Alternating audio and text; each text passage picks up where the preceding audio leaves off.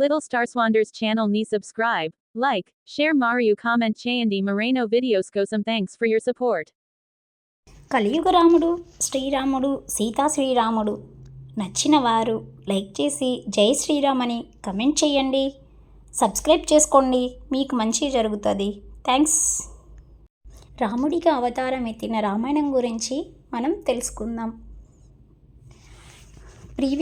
Episodes అన్నీ మీరు చూడాలి అనుకుంటే ప్లేలిస్ట్లోకి వెళ్ళి అన్ని పార్ట్స్ మీరు చూడవచ్చు. ముందుగా మనం రామాయణంలో రాముడి గురించి శ్లోకం ఒకటి ఉంటుంది, అది డైలీ మనం 3 సార్లు చదువుకుంటే మనకి మంచి జరుగుతుంది. శ్రీరామ రామ రామేతి రమే రామే మనోరమే సహస్రనామ తత్తుల్యం రామనామవరాననే. శ్రీరామ రామ రామేతి రమే రామే మనోరమే సహస్రనామ తత్తుల్యం రామనామవరాననే. శ్రీరామ రామ రామేతి రమే రామే మనోరమే సహస్రనామ తత్తుల్యం రామనామవరాననే. ఇప్పుడు రామాయణం పార్ట్ 1లోకి వెళ్దాం. ఈ ఛానల్ని ఫస్ట్ టైం చూసేవాళ్ళు ప్లీజ్ సబ్స్క్రైబ్ చేసి లైక్ చేసి షేర్ చేసి కమెంట్ చేయండి మీకు ఎలాంటి వీడియోస్ కావాలి అని. మీరు అలా చేస్తే నాకు సపోర్టివ్గా ఉంటుంది, మరిన్ని వీడియోస్ అప్లోడ్ చేయడానికి వీలుగా ఉంటుంది. Thanks for watching. Ramayanam episode 39కి వెల్కమ్. ప్రీవియస్ ఎపిసోడ్స్ చూడాలనుకున్న వాళ్ళు ప్లేలిస్ట్లోకి వెళ్ళి చూడండి. శరభంగుడు వెళ్ళిపోయాక ఆ ఆశ్రమంలో ఉన్నటువంటి వికానస మహర్షి యొక్క సంప్రదాయంలో ఉండేవాళ్ళు. చెట్ల నుంచి కింద పడినటువంటి ఎండుటాకులు తినేవాళ్ళు, సూర్యకిరణాలని చంద్రకిరణాలని తినేవాళ్ళు, గాలి భోజనము చేసి కేవలం నీరు తాగి బతికేవాళ్ళు, నిద్రపోయేవాళ్ళు, చెట్లు మీదనే ఉండి తపస్సు చేసుకునేవాళ్ళు, ఎప్పుడు దర్భల మీదనే ఉండేవాళ్ళు. అలా రకరకములైన నియమాలతో తపస్సు చేసుకుంటూ శరభంగముని ఆశ్రమంలో ఉండేవారు. శరభంగముడు వెళ్ళిపోయాక ఆ మహర్షులందరూ రాముడి చుట్టూ చేరి, రామ, ఇక్కడ తపస్సు చేసుకుంటున్న మమ్మల్ని రాక్షసులు ఇబ్బంది పెడుతున్నారు. మేము సంపాదించుకున్న తపశ్శక్తితో రాక్షసుని నిగ్రహించగలము. మేము జితక్రోధములను అనగా కోపాన్ని జయించిన వాళ్ళము. రాక్షసులు అజ్ఞానంతో ఈ శరీరాన్ని బాధ పెడుతున్నారు. మేము వారి అజ్ఞానాన్ని మన్నించాము. మేము ఎప్పుడు మా తపశక్తి మా కోసం ఉపయోగించలేదు. నువ్వు మాకు తల్లి లాంటి వాడివి. మేము నీ కడుపున ఉన్న బిడ్డలం లాంటి వాళ్ళం. మాకు ఒకరికి చెప్పుకోవడం కూడా చేత కాదు. నువ్వు క్షత్రియుడివి కనుక మమ్మల్ని రక్షించడం నీ ధర్మం. నీ దగ్గర ధర్మం పుష్కలంగా ఉన్నది. నీకు సత్యం యొక్క ధర్మం యొక్క స్వభావం తెలుసు. రెండింటినీ అనుష్ఠానం చేయడం తెలుసు. తల్లి బిడ్డల్ని రక్షించినట్లు రాజు అరణ్యాల్లో ఉన్న ఋషుల్ని రక్షించాలి. అందుకని నీకు చెప్పుకుంటున్నామని ఇక్కడున్న ఋషులు రాముడితో అంటారు. ఎహీపస్య శరీరాణి మునినాం భావితానాం హతతం రాక్షసస్థైరే రబ్బహూనం బహుధామని. ఎవరి జోలికి వెళ్లకుండా కూర్చొని తపస్సు చేసుకుంటున్న ఎంతమంది మునులను ఆ రాక్షసులు చంపారో ఒక్కసారి వచ్చి చూడు. చిత్రకూట పర్వతముల మీద దండకార్యంలో మందాకిని నది ఒడ్డున ఉండేటటువంటి ఎందరో మహర్షులు ఆ రాక్షసులు చంపేశారు. నీ ముందు నిలబడి 2 చేతులతో నీకు దండం పెట్టి నీకు శరణాగతి చేస్తున్నాము. మమ్మల్ని రక్షిస్తావా అని అడిగారు. ఋషుల యొక్క ప్రార్థనలు విన్న రాముడు, మీరు నన్ను ఆజ్ఞాపించాలి, అంతేగాని మీరు నన్ను ఎప్పుడు కూడా అలా శరణాగతి చేయకూడదు. ఇప్పటికే నేను చాలా సిగ్గుపడుతున్నాను. మీరు ఇంత కష్టపడుతున్నారని నాకు తెలియదు. ఈ అరణ్యములో తపస్సు చేసుకునేటటువంటి ఋషులని ఇక నేను రక్షిస్తాను. మీరు నా శక్తిని, నా తమ్ముడి శక్తిని చూస్తారు అన్నాడు. రాముడు ఆ మహర్షులందరితో కలిసి శృతిజ్ఞాశ్రమానికి బయలుదేరారు. వీళ్ళు వెళ్ళేసరికి ఆ శృతిక్ష మహర్షి కళ్ళు మూసుకొని తపస్సు చేసుకుంటూ ఉన్నారు. ఆయన ఆశ్రమం అంతా శోభాయమానంగా ఉన్నది. రాముడు సీతాలక్ష్మణ సహితుడే లోపలికి వెళ్ళి శృతిక్ష పరీక్ష దగ్గరకు కూర్చొని, మహాత్మా, నన్ను రాముడు అంటారు. ఒకసారి మీరు నన్ను చూసి నాతో మాట్లాడాల్సిందిగా అభ్యర్థిస్తున్నానని అన్నాడు. కళ్ళు తెరిచిన సుతిక్షుడు, రామ, దేవేంద్రుడు నా దగ్గరికి వచ్చి నేను చేసిన తపస్సు చేత నేను లోకములన్నింటినీ గెలిచాను కనుక నన్ను ఊర్ధ్వలోకములకు తీసుకువెళ్తావని రథం ఎక్కమన్నాడు. చిత్రకూట పర్వతం మీద నివాసం ఉంటున్న రాముణ్ణి దగ్గరికి దర్శించుకొని ఆయనకి ఆతిథ్యం ఇచ్చి వస్తానని చెప్పాను.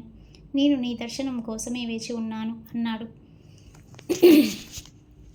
సర్భంగ మహర్షి చెప్పినట్టు సుతిక్షుడు కూడా రాముడికి తాను తపస్సు చేత గెలుచుకున్న లోకాలని దారపోస్తాను అన్నాడు. రాముడు, మీరు సంపాదించుకున్న లోకములలో నేను వివరించడం కాదు, నా అంతట నేను కూడా తపస్సు చేసి సంపాదించుకుంటాను. నేను తపస్సు చేసుకోవడానికి అనువైన స్థలాన్ని నాకు చూపించండి అన్నాడు. అయితే ఇక్కడ దగ్గరలో చాలా ఆశ్రమాలు ఉన్నాయి, నువ్వు వాటిని చూసిరా, నన్ను వాటిని చూసి వచ్చాక చెబుతాను అని సుతిక్షుడు అన్నాడు. రాముడు, నాకు కూడా ఆశ్రమాలన్నింటినీ చూడాలని ఉంది, అందుకని ఆ ఆశ్రమాలన్నింటినీ చూసి అందులో ఉన్న ఋషుల యొక్క ఆశీర్వచనాలు పొంది వస్తాను అని అన్నాడు. ఆ రోజు రాత్రికి సుతిక్షుడు ఆశ్రమంలో విశ్రాంతి తీసుకున్నారు. మర్నాడు ఉదయం స్నానం చేసి సంధ్యావందనం చేసి సుతిక్షుడు ఆశీర్వాదం తీసుకుందామని రాముడు ఆయన దగ్గరికి వచ్చాడు. సుతిక్ష మహర్షి, రామా, నువ్వు ఇక్కడే ఉండి నీ తపస్సుని యథేచ్ఛంగా ఆచరించు, ఇక్కడ ఏ విధమైన ప్రమాదము ఉండదు. ఇక్కడికి మృగాలు వస్తుంటాయి, అవి వచ్చినప్పుడు కొంత పరాకుతో ఉంటే చాలు అన్నాడు. రాముడు, మృగాలని చూస్తే ధనస్సు పట్టుకోవడం నా అలవాటు. ఋషులు ఉంటే ప్రాంతానికి మృగాలు వస్తే ఆశ్రమాన్ని రక్షించడం కోసం నేను కోదండము పట్టుకొని బాణప్రయోగం చేస్తాను. పారిపోతున్న మృగములని చూసి బ్రహ్మాండంతో ఉన్న మీకు జాలి కలగవచ్చు. అందువలన బాణప్రయోగం చేసిన నేను మీకు కంటకుడిగా కనపడవచ్చు. నేను ఇక్కడ ఉండకూడదు, నాకు వేరు ఆశ్రమం కావాలి. మీరు నాకు ఒక ఆశ్రమం నిర్మించుకోవడానికి యోగ్యమైన ప్రదేశాన్ని నిర్ణయించండి. ఈలోగా నేను మిగిలిన తాపసుల ఆశ్రమాలను సందర్శించుకొని వస్తాను అన్నాడు. రాముడితో, నువ్వు అన్ని ఆశ్రమాలు దర్శించుకొని మళ్ళీ ఇక్కడికి రా, అప్పుడు చెప్తాను అని సుతిక్షుడు అన్నాడు. సీతమ్మ ఇచ్చిన కోదండములను ధరించి రామలక్ష్మణులు బయలుదేరారు. ఆ సమయంలో సీతమ్మ రాముడితో, ధర్మాన్ని చాలా సూక్ష్మ బుద్ధితో అనుష్ఠానం చేయాలని నేను పెద్దల దగ్గర విన్నాను. మీరు ధర్మాచరణ కోసమని, తండ్రికి ఇచ్చిన మాట కోసమని అరణ్యమునకు వచ్చి ఒక తాపిసిలా జీవిస్తాను అన్నారు కదా. కానీ మనిషికి కామము చేత 3 దుర్మార్గులు కలుగుతాయి. మొదటి అసత్యం పలకడము. మీరు ఎన్నడూ అసత్యము చెప్పరు, ఇక ముందు కూడా అసత్యము చెప్పరని నాకు తెలుసు. రెండవది పరస్త్రీ వాంఛ. మీరు ఎన్నడూ పరస్త్రీని అటువంటి భావనతో చూడరని మీ భార్య అయిన నాకు తెలుసు. మూడవది తృతీయం యదిద్ధం రౌద్రం పర ప్రాణాభిహింసనం. ఏ కారణము లేకుండా అవతలి వారితో వైరము లేకపోయినా వారిని హింసించాలన్న కోరిక పుట్టడము. ఆ మూడవ దోషం ఇవాళ మీ యందు నాకు కనపడుతుంది. మీరు నిన్న తాపసుల ఆశ్రమంకి వెళ్ళినప్పుడు వారు తమని హింసిస్తున్న రాక్షసుల నుంచి రక్షించమని కోరితే మీరేమన్నారు? ఇక నుంచి నా పౌరుషం చూడండి, నా తమ్ముడి పౌరుషం చూడండి. ఇక నుంచి తాపసుల్ని హింసించే రాక్షసుల్ని సంహరిస్తానని మీరు ప్రతిజ్ఞ చేశారు.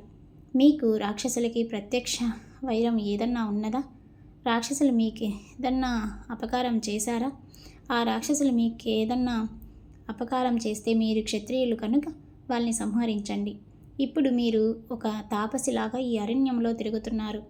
మీరు ఆ తాపసులకి రాక్షసులకి సంహరిస్తానని ఒక రాజులాగా ఎలా ప్రతిజ్ఞ చేశారు?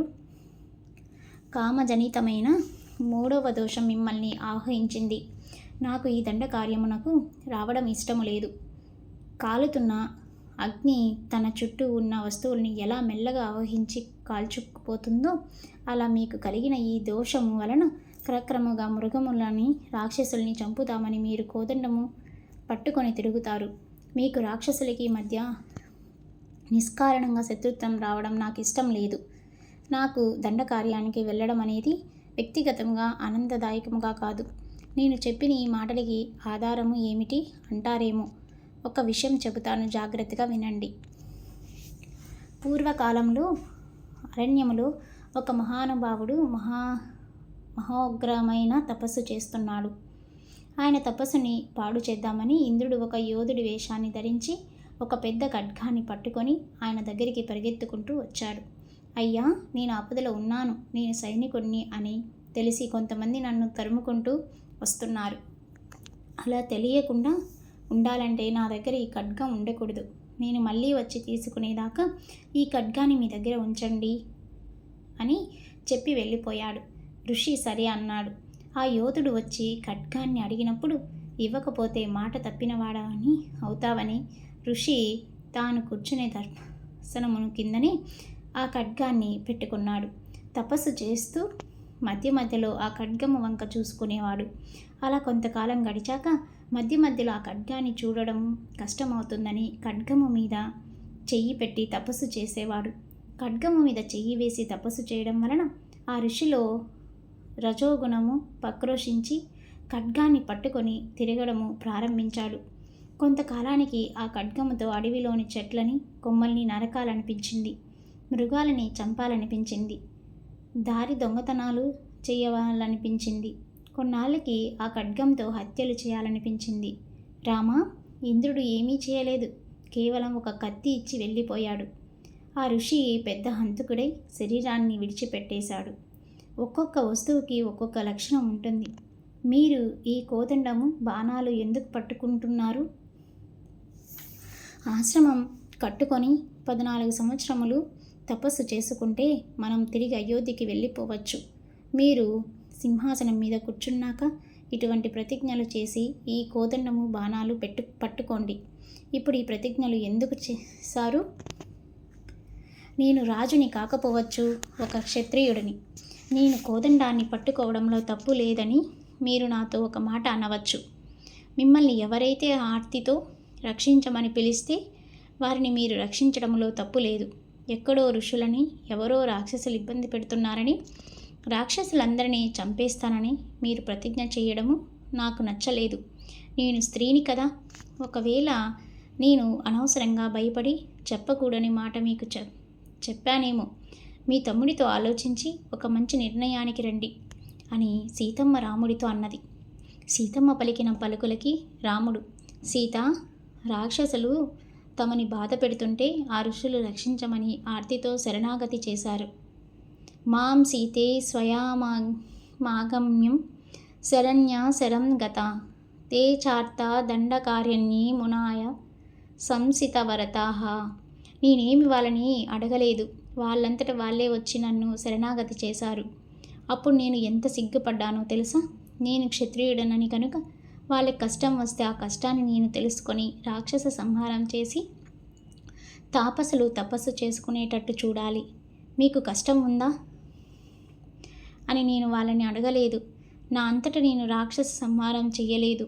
నేను ఇవేమీ చేయలేదు. వాళ్ళు నా దగ్గరికి వచ్చి శరణాగతి చేశారు. అప్పుడు నేను ప్రతిజ్ఞ చేశాను. అలా చేయడము క్షాత్రధర్మము. ఒకసారి నేను ఎవరినన్నా రక్షిస్తానని ప్రతిజ్ఞ చేస్తే నా శరీరంలో ప్రాణములు ఉన్నంత వరకు వారిని రక్షించి తీరుతాను. నా ప్రతిజ్ఞ నెరవేర్చుకోవడానికి అవసరమైతే నిన్ను విడిచిపెట్టేస్తాను, లక్ష్మణుడిని విడిచిపెట్టేస్తాను, అవసరమైతే నా శరీరాన్ని విడిచిపెట్టేస్తాను.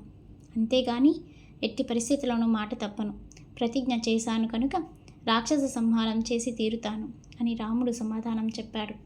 ఈ మాటలు విన్న సీతమ్మ చాలా ఆనందపడి, మీరు ఎలా నిర్ణయిస్తే అలానే జరుగుతుంది అన్నది. ముందు రాముడు మధ్యలో, సీత వెనుక లక్ష్మణుడు నడుచుకుంటూ ఆ అరణ్యంలో వెళ్తూ ఒక్కొక్క తాపాన ఆశ్రయాన్ని చూస్తున్నారు. వాళ్ళతో పాటు కొంతమంది మునులు కూడా కలిసి వస్తున్నారు. వాళ్ళకి ఒక చిత్రమైన పెద్ద సరస్సు కనపడింది. ఆ సరస్సులో నుంచి సంగీతం వినపడుతుంది, నృత్యం యొక్క ధ్వని వినపడుతుంది, పాటలు వినపడుతున్నాయి. ఆ సరస్సు నుండి వస్తున్న శబ్దములను విన్న రాముడు ఆశ్చర్యపోయి తన పక్కన ఉన్నటువంటి ధర్మభృత్ అనే మునిని పిలిచి, ఈ సరోవరం నుంచి ఇవన్నీ వినబడుతున్నాయి, ఏమిటి సంగతి అని అడిగాడు. ఇదం పంచాప్సరో నాం తటాకం సార్వకాలికం నిర్మితం తపాసరామ మునికా మాణికర్త ధర్మభృత్. ఈ సరోవరాన్ని మానకర్తి అనే ఋషి తయారు చేశారు. ఆయన 10,000 సంవత్సరాలు వాయుభక్తుడై తపస్సు చేశాడు. ఆ తపస్సు చేత తమ స్థానాలని ఆక్రమిస్తాడేమో అని దిక్పాలకులు అనుకొని ఆయన తపస్సుని భగ్నం చేయడానికి 5 అప్సరసులని పంపారు. అప్పుడు ఆ మనకర్ణిముని అప్సరసులకి వశుడయ్యాడు. అప్పుడు ఆయన ఒక పెద్ద సరోవరాన్ని నిర్మించి అందులో ఒక పెద్ద అంతఃపురాన్ని నిర్మించాడు. ఆ అంతఃపురం లోపల ఈయన అప్సరలతో కలిసి క్రీడిస్తూ ఉంటాడు. తన తపశ్శక్తితో యవ్వనాన్ని పొంది ఈ 5 రమిస్తూ ఉంటాడు. లోపల అప్సరసులు పాడుతున్న పాటలు, వాయిస్తున్న వాయిద్యముల యొక్క శబ్దములే మనకి ఇలా బయటికి వినపడుతున్నాయని అన్నాడు.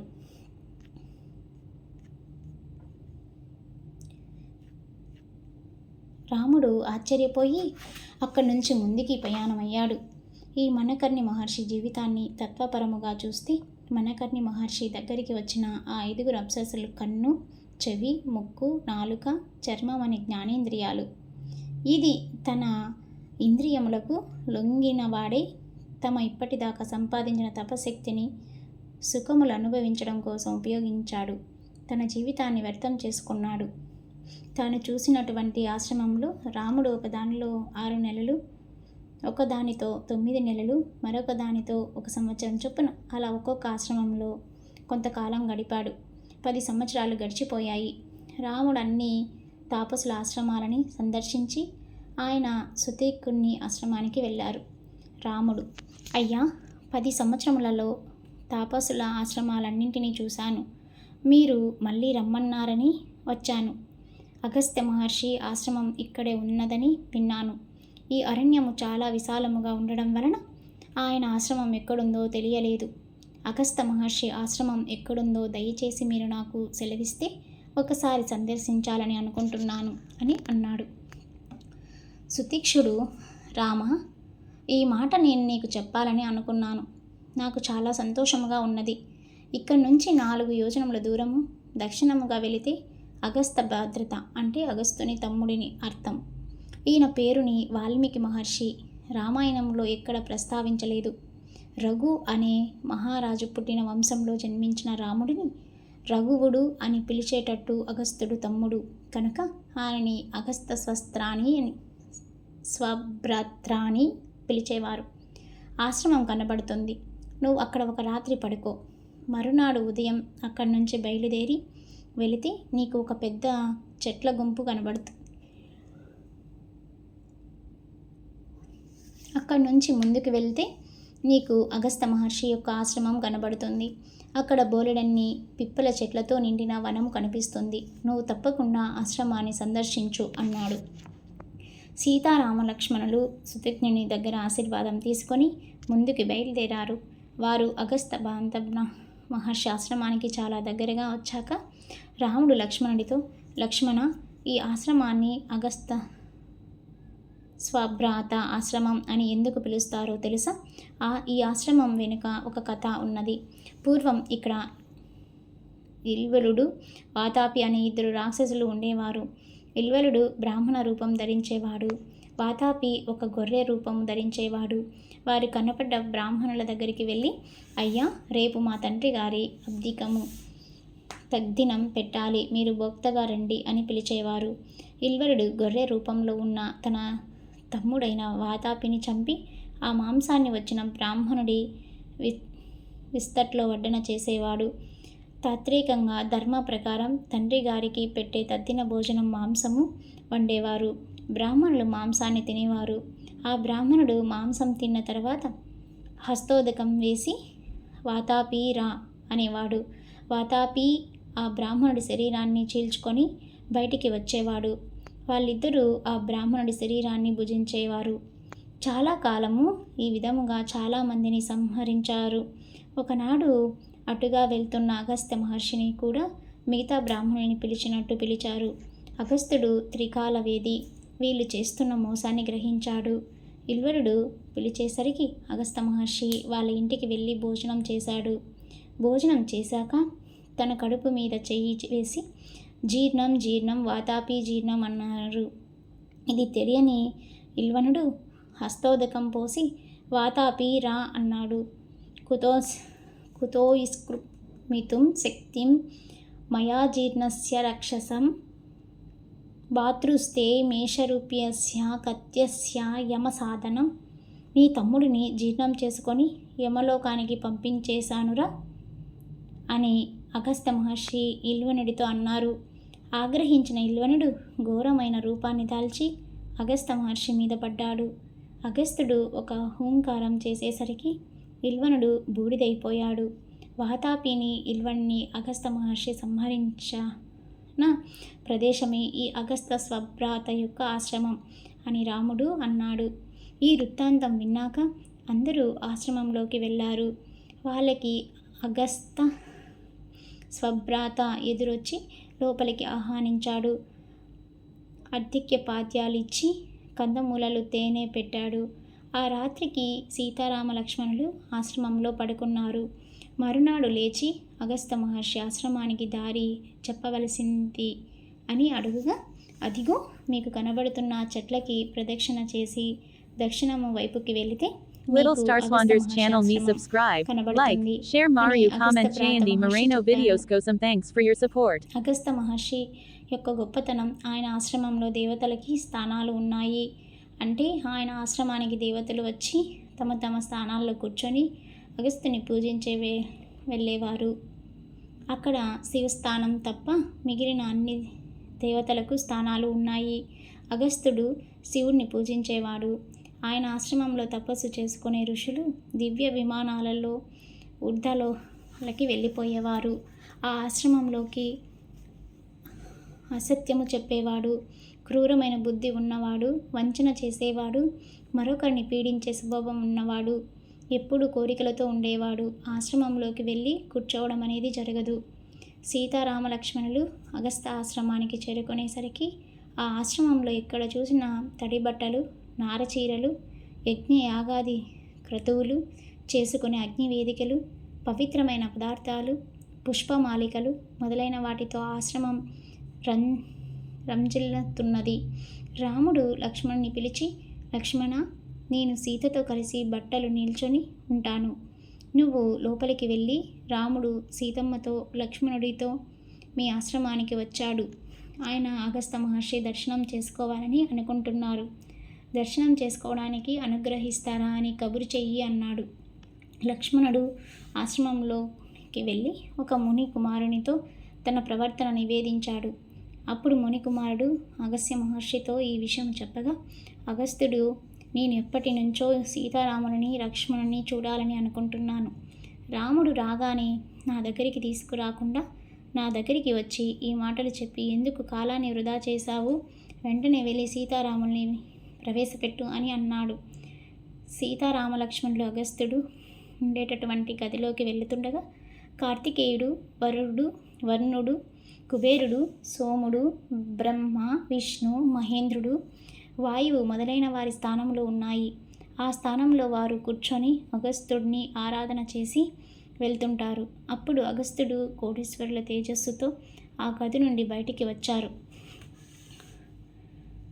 యవముక్తవా మహాబహు అగస్త్యం సూర్యవర్చసం జాగ్రహ పరమప్రీత శస్తా పదౌ పరనోక్తౌ అభివాద్యతు ధర్మత్ తదత్రాం కృతాంజలి సీతయ్య సహా వైద్యహ్య తదారామం సా లక్ష్మణం.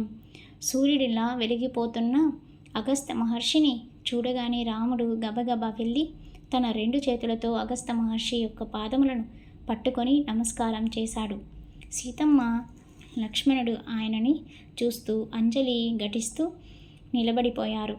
అగస్త్య మహర్షి రాముడికి ఆర్ఘ్యపాద్యాలిచ్చి తాను అగ్ని కార్యాన్ని పూర్తి చేసి వస్తానని చెప్పి రాముడిని కూర్చోమన్నారు.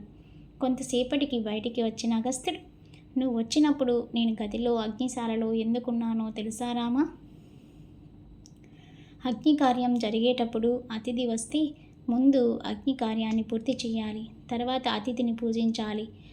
ఇలాంటి ధర్మాన్ని పాటించని వాడు పైలోకాల్లో తన మాంసాన్ని తానే తింటాడు. రామా, నువ్వు లోకములన్నింటినీ పాలించగల రాజువి. ఇవాళ మాకు ప్రియమైన అతిథిగా లభించావు, అందుకని నిన్ను పూజించాను అని రాముడికి వానప్రసక్తులకి పెట్టే భోజనం పెట్టారు. ఆయన రాముడికి విష్ణు ధనస్సుని, బ్రహ్మగారిచ్చిన సూర్యతేజస్సు కలిగిన బాణమును, ఇంద్రుడు ఇచ్చిన 2 అక్షయ బాణతునిరములను, ఒక బ్రహ్మాండమైన పిడి కలిగిన ఖడ్గాన్ని ఇచ్చి వీటి ద్వారా జయాన్ని పొందమని ఆశీర్వదించారు. స్వామి, మేము ఎక్కడ ఆశ్రమాన్ని కట్టుకోము అని రాముడు అడగగా, నిన్ను నేను నాతో పాటే ఈ ఆశ్రమంలోనే ఉండమని అనాలని అనుకున్నాను. నా తపశ్శక్తికి చేత నేను నీ మనసులో ఉన్న కోరికని దర్శించాను. నీ కోరిక ఏమిటో నాకు అర్థమయ్యింది. అందుకని రామా, ఇక్కడికి దగ్గరలో పచ్చవటి అనే గొప్ప వనము ఉంది. అక్కడ గోదావరి ప్రవహిస్తూ ఉంటుంది. అక్కడ నువ్వు ఆశ్రమం నిర్మించుకో. అప్పుడు నీ కోరిక తీరుతుంది. ఎవరు చేయలేని పని చేసింది సీతమ్మ. నువ్వు ఆమెని భద్రముగా కాపాడుకో అన్నారు. సీతారామ లక్ష్మణులు అగస్త్య మహర్షి దగ్గర సెలవు తీసుకొని ఆయన చెప్పిన విధముగా పంచవటికి బయలుదేరారు. వారు అలా వెళ్తుండగా ఒక చెట్టు మీద పెద్ద పక్షి ఒకటి వాళ్ళకి కనపడింది. రాముడిని చూసి ఆ పక్షి, నేను మీతో వస్తానన్నది. రాముడు, నువ్వెవరు అని అడిగితే ఆ పక్షి ఇలా చెప్పసాగింది.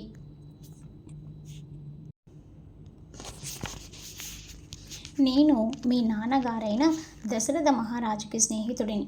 ప్రజాపతులలో చిట్ట చివరివాడు కశ్య ప్రజాపతి.